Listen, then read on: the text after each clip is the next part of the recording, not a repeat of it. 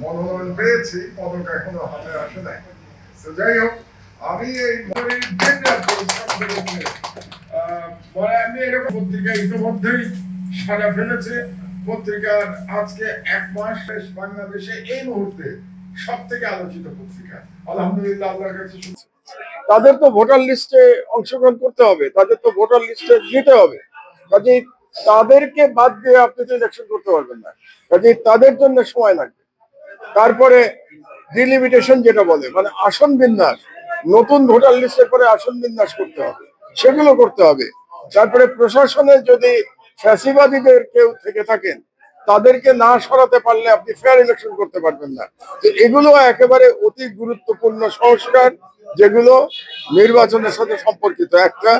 আর দ্বিতীয় হচ্ছে যে এর পরে যারা সরকারে আসবেন, তারা যাতে ফ্যাসিবাদী না হয়ে ওঠেন, তার জন্য তো একটা রূপরেখা তৈরি করতে হবে।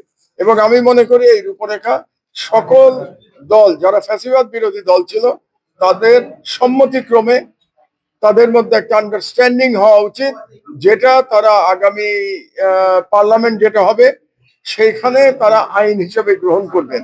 কিন্তু সেই ব্যাপারে একটা ঐক্যমত্য নির্বাচনের আগে হতে হবে। এই কাজগুলো সম্পন্ন হওয়ার পরে নির্বাচন হওয়া উচিত বলে